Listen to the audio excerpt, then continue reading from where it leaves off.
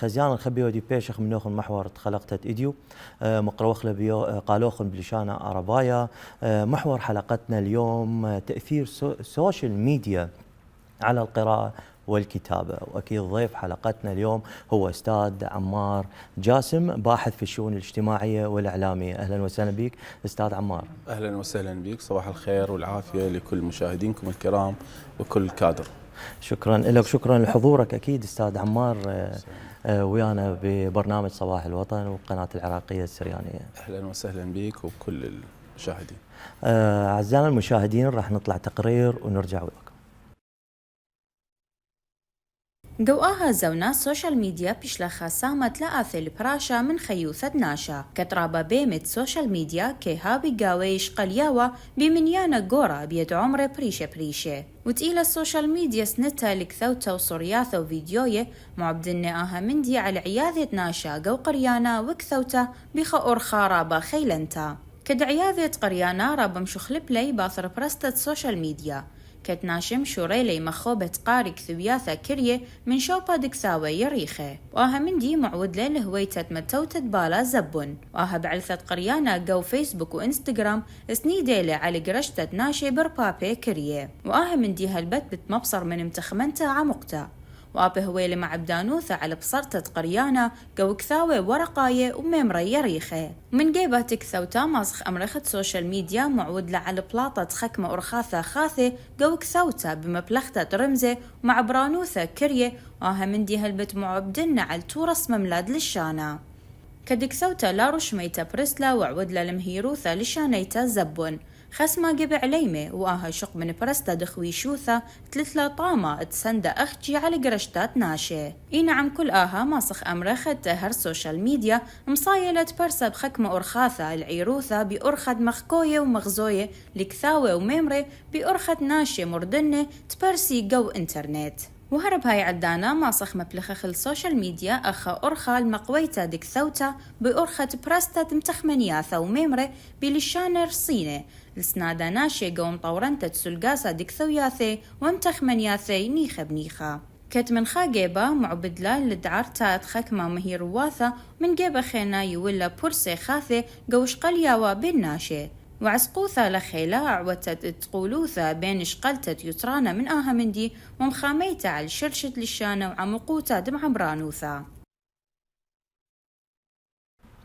ورجعنا وياكم أعزائنا المشاهدين بعد هذا التقرير اللي شفناه حول السوشيال ميديا والقراءة السوشيال ميديا.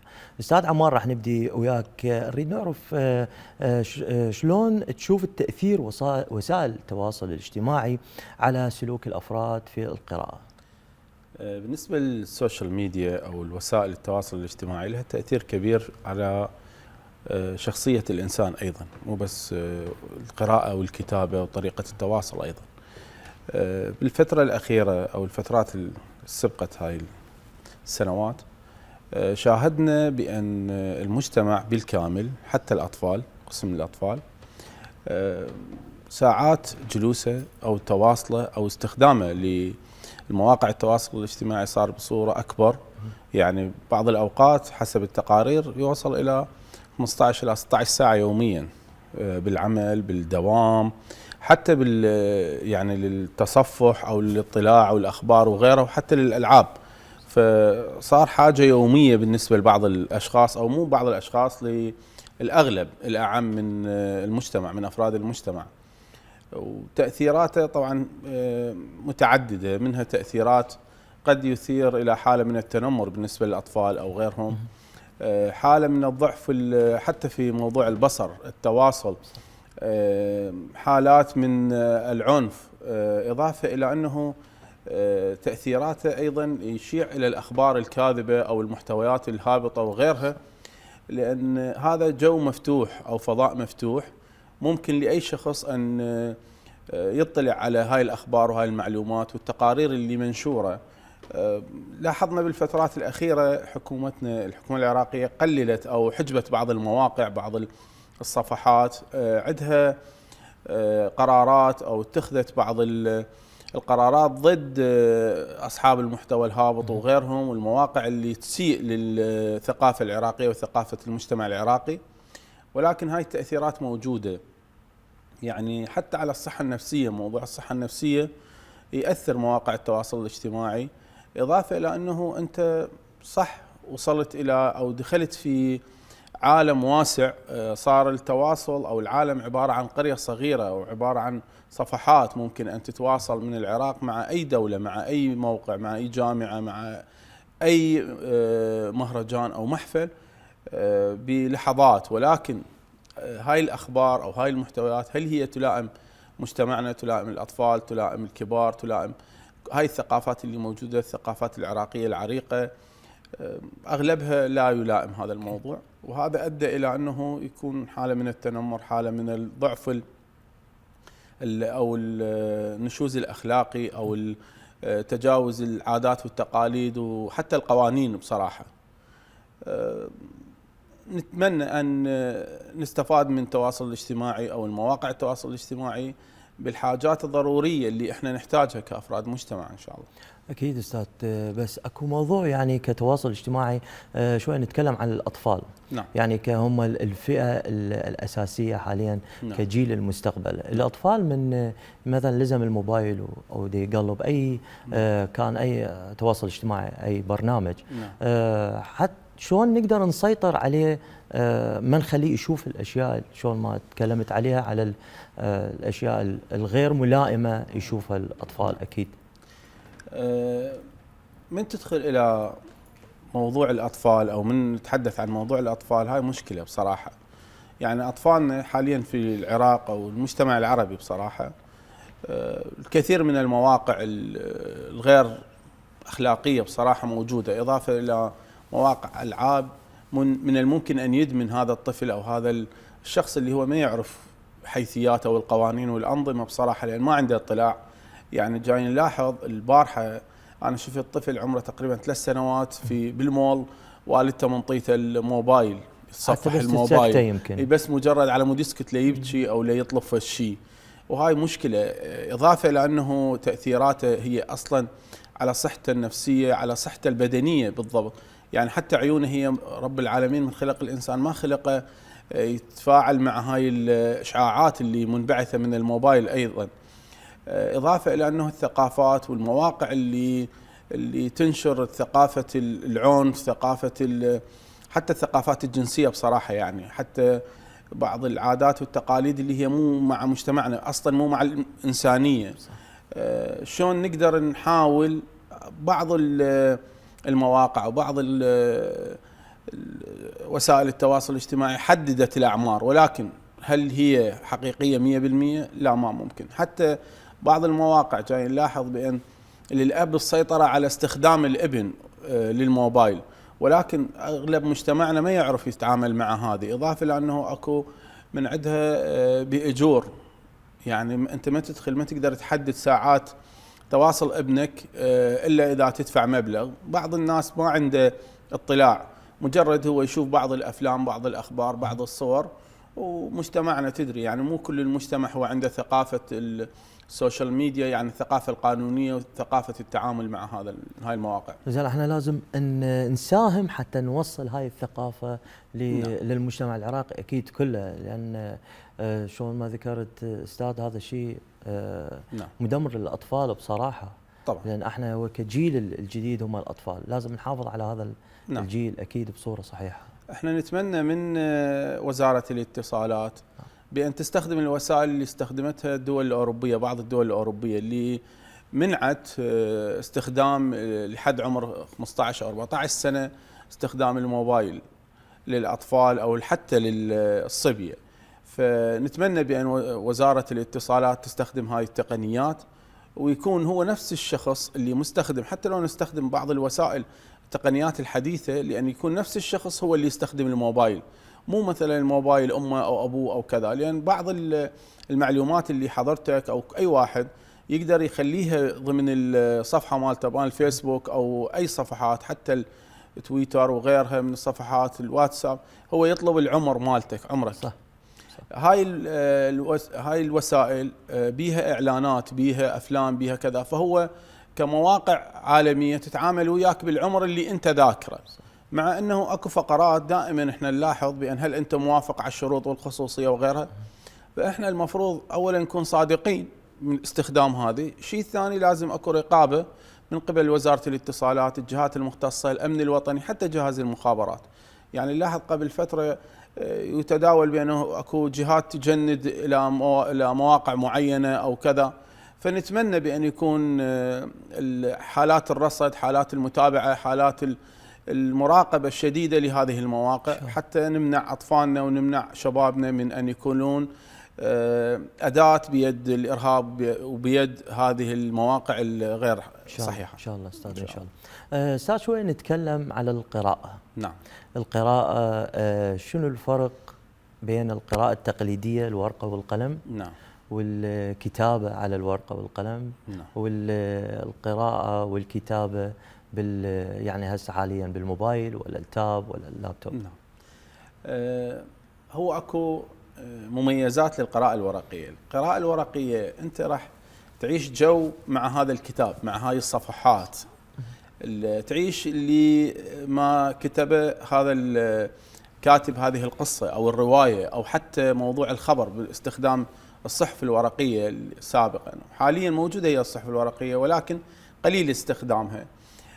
حاليا الموضوع الاستخدام حتى انتشار الأخبار والأفلام والروايات والقصص، صح صارت وسيلة الاقتناء سهلة، ممكن أن أنت بضغطة زر وبثواني وبدون مبالغ، مثلا بدون ما تروح تشتري كتاب 2000 5000 10000 دينار، أنت تقدر تفتح أي مؤلف، أي رواية، أي بحث، حتى البحوث تقدر تفتحها بثواني باستخدام هذه المواقع.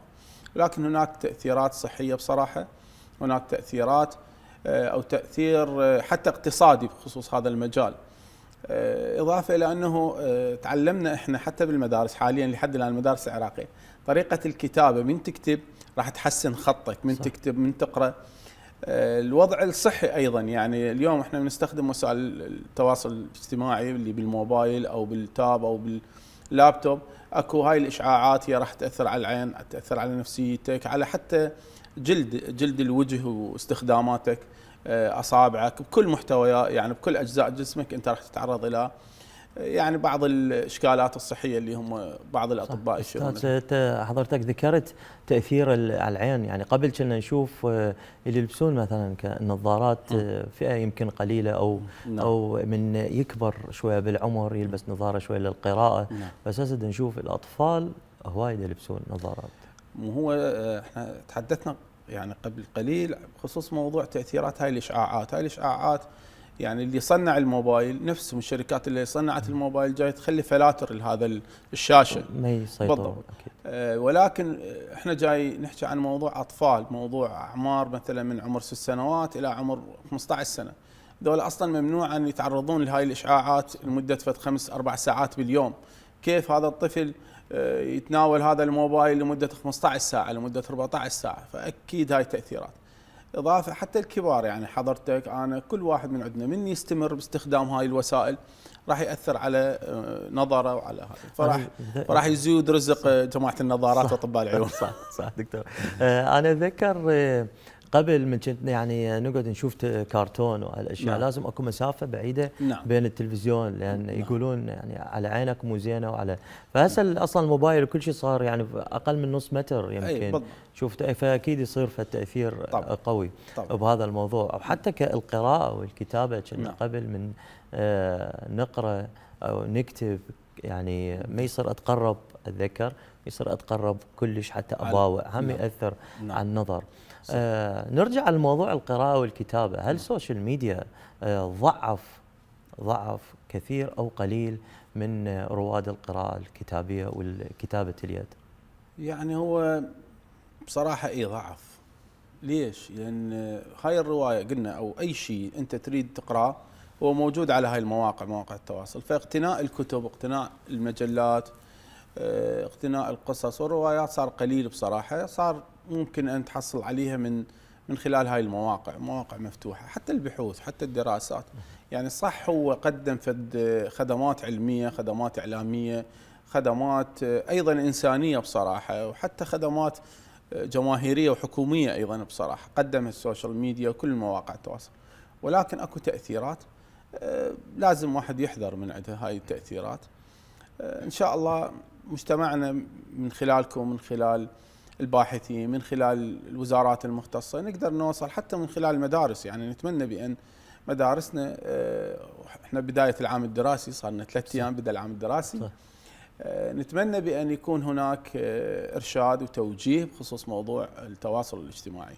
ومع هذا نتمنى من كل الاباء، من كل الامهات، بان يحددون وقت استخدام اطفالهم لوسائل التواصل الاجتماعي ومتابعه اكيد لازم للاطفال اكيد.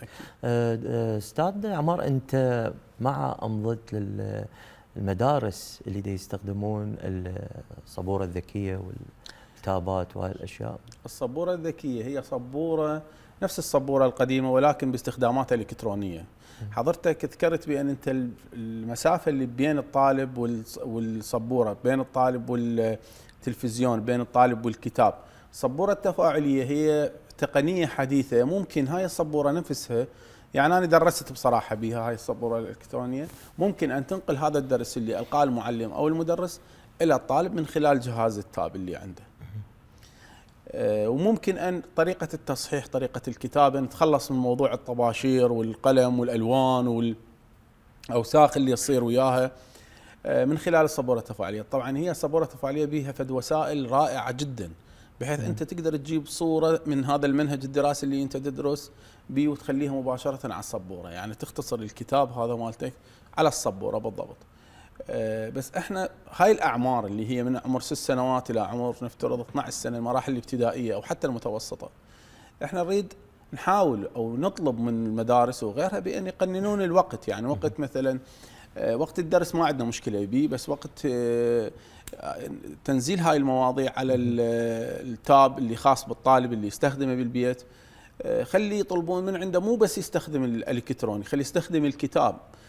كل كتب الرياضيات، اللغه الانجليزيه، حتى العلوم بها كتاب نشاط، او حتى نفس الكتاب بيه اكو حقول للملاحظات وكذا، او حتى الدفتر، خلي يستخدم الطالب الوسيلتين، هم يقوي خطه. لان لاحظنا يعني حاليا حتى ناس اعمارهم كبيره خلال هاي السنوات ما عنده خطه اصلا ضعيف، املاء ضعيف. نتمنى بان هاي الحاله هميا نتجاوزها من خلال الكتابه بالقلم، الكتابه الورقيه ان شاء الله. استاذ عمار، يعني بصراحه انا كرايي هو اللي اشوفه من اكتب هسه عندي كعمل مالتي اكتب اعداد او برنامج، من اكتب بقلم وورقه احس اكو تفاعل بالبرنامج يصير، فتعداد اشوفه صحيح.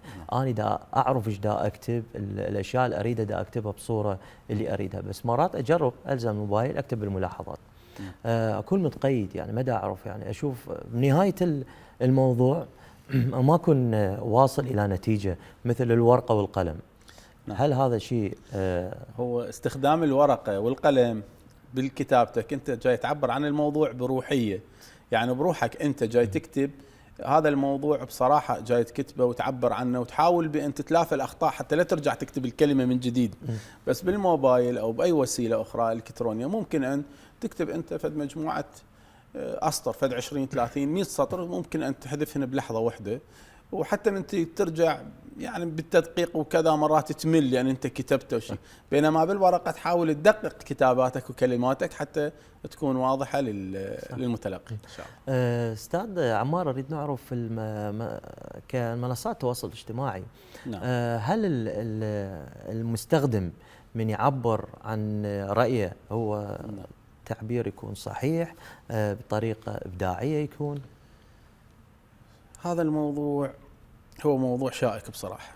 مرات احنا نعبر عن آرائنا الخاصة بس ننتقد آخرين بطريقة غير صحيحة، يعني حشاكم وحشا المستمعين إن شاء الله.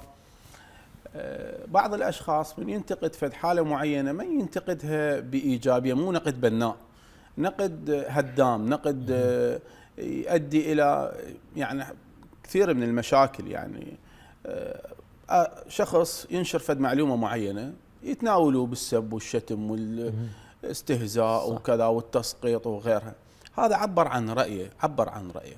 مع هذا لازم احنا نعرف فد شيء معين، ودائما نتذكر هذا، حريتك تنتهي مع تجاوزك على حرية الآخرين. يعني اليوم أنا من أكتب موضوع معين، عن نفترض عن موضوع علم النفس أو موضوع السوشيال ميديا أو غيره، أنا تناولت بعض المواضيع، هاي المواضيع إذا أكو مجال أنا الشخص الآخر ينقدني نقد بناء، يقول أنا هذه المواضيع اللي أنت كتبتها يا أستاذ فلان هاي بيها كذا وكذا كذا أخطاء كذا، هذا نقد بناء. بس موضوع السب والشتم والتجاوز، وحاليا يعني أكو مواضيع وصلت إلى حدود، يعني حتى المشاكل العشائرية صارت بالمحاكم، بعض السياسيين استخدموها، الإعلاميين، بعض المشاهير، شخص يقذف شخص آخر كلام، مواقع التواصل، صور كذا، تسريبات غيرها، فهي مشكلة. هو من يكتبون والتعليقات، فتشوف اكو تعليقات يعني كل واحد يعبر عن رأيه. نعم. وهذا تعبير الرأي أكيد هو غلط، يعني نتيجته هو غلط. لا، هو التعبير عن الرأي مو خطأ، ولكن على أن كتجاوز، لا تتجاوز على الآخر. كتجاوز، على أن لا هذا ما يعتبر نعم. تعبير الرأي. يعني أكيد أنت تتجاوز على واحد، تيجي الآخر يقول له هذا يعبر عن رأيه، هذا مو تعبير عن رأيه أكيد. هو مو بس حتى التجاوز، مرات أكو رأي ينتشر أو ينشر في مواقع التواصل الاجتماعي هو رأي خطأ أصلا. يعني تجاوز مثلا على فد شخصية عامة، تجاوز على فد معتقد، على فد ديانة، على فد موضوع معين بصراحة.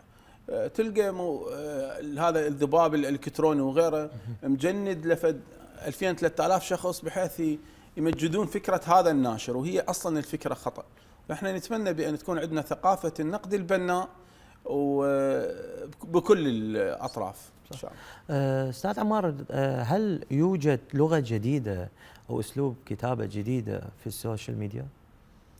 يعني هاي اللغات الإلكترونية أو التواصل الإلكتروني، ولكن يعني طريقة أكو بعض الأشخاص يبتكرون بعض الكلمات والاختصارات وغيرها. هاي الأشياء نريد نوصل لك، الاختصارات، بعض الاختصارات وبعض التعابير وغيرها، وهاي يعني بصراحة هي دخيلة على لغتنا العربية أو على اللغات العراقية الآشورية وكل اللغات اللي موجودة، حتى اللغة الكردية وحتى اللغة الإنجليزية واللغات الأخرى.